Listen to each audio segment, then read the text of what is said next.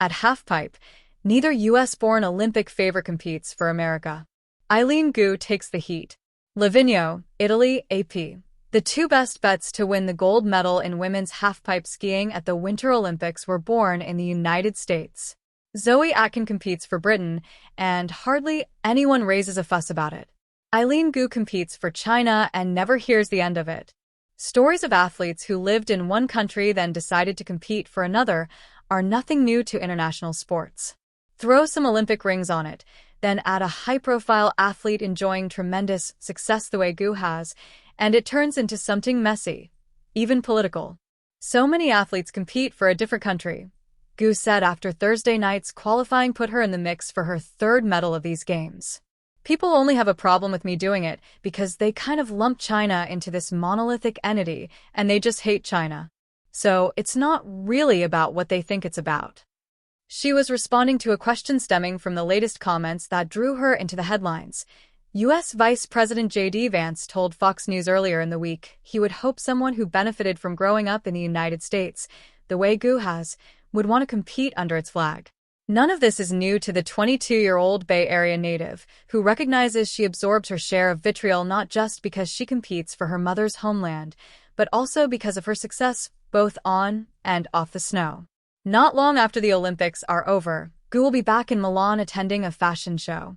Before that, on Saturday, she will be going for her 6th Olympic medal and trying to make it 3 for 3 at 2 straight games.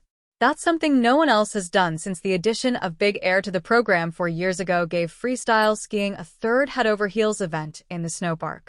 Like, if I wasn't doing well, I think that they probably wouldn't care as much, and that's okay for me, she said. After the Olympics, action sports stopped caring about countries so much. Alyssa Liu, the American gold medalist in figure skating whose father is Chinese and settled in the Bay Area in his 20s, said her national team allegiance has never been talked about, and she threw her support behind Gu. Eileen is doing amazing. I've actually known her since I was a kid, Liu said. So, I'm rooting for her always.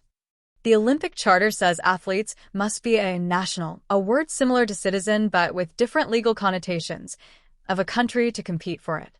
Athletes who are nationals of more than one country have to go through a cooling-off period if they want to switch, though neither Gu nor Atkin have changed over their Olympic careers. It is not a surprise.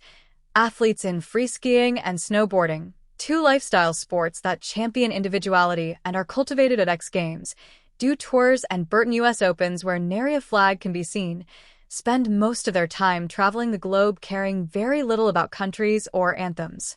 We're all going to the same place, all traveling together, said Nick Goper, the American 3-time medalist who competes for his home country.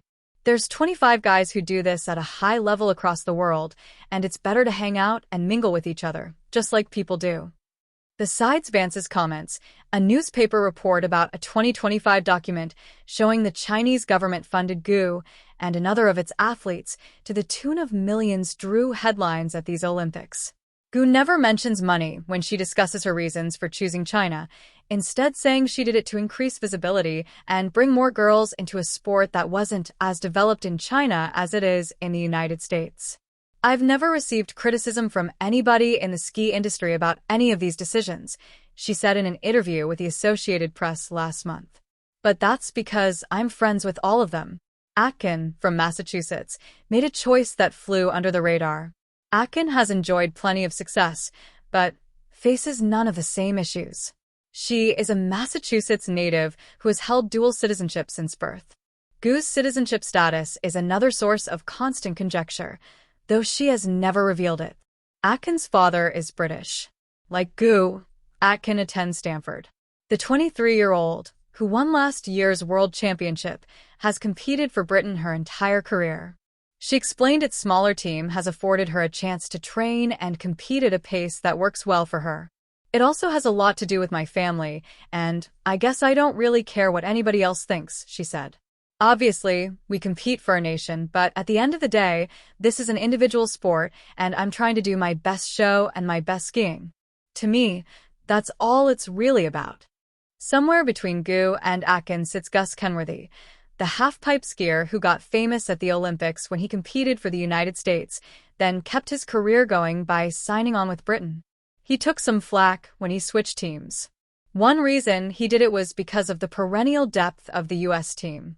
This year, the U.S. placed all 4 of its men in Friday night's final and left 2 others with top 10 rankings, including 2-time gold and 1-time silver medalist David Wise at home. You could be the 5th best person in America, ranked 7th in the world, and still not make the team, said Kenworthy, who won the silver medal in 2014. It's great to have all these different countries represented. But sometimes it sucks to be in that position, and I've been in that position. That's not the only math that changes when the action sports world gets tossed into the deep end at the Olympics. As Gu says frequently, and said again Thursday, people are entitled to their opinions. The wind at the top of the halfpipe carries flags before it carries sound. They snap and ripple above the white cathedral of snow, bright against a sky so blue it looks manufactured. In the grandstands, people rise and settle like weather systems, wrapped in colors that mean more than warmth. Down below, the pipe gleams, 2 frozen walls facing each other, waiting for someone brave enough to turn gravity into choreography. At this Games, the halfpipe is more than a venue. It is a question. Neither of the U.S.-born Olympic favorites in women's freeski halfpipe competes for America. One chose her mother's homeland, the other grew up under different skies and allegiances. And in the center of it all stands Eileen Gu, shoulders squared against the noise, skis clacking together in a rhythm only she can hear. The pipe does not care about passports. It does not care about politics. It cares about speed, about the exact angle of takeoff, about whether a skier can coax height from cold air and land with edges clean enough to whisper. But the world watching cares. The world always cares. Gu adjusts her goggles and looks down the run. The flags at the finish line blur into abstraction. Red, white, blue, and another red, with gold stars stitched like a constellation. She has carried both colors in her life. Today, she carries only one. The announcer's voice echoes, careful and bright. There is talk of medals, of favorites, of expectations that stack as high as the snow walls themselves. In the U.S., breakfast tables are tuned to the broadcast, where commentators explain that the California-born prodigy will not be wearing their country's crest. In China, crowds gather in city squares and on phones, where her name scrolls across screens like a promise.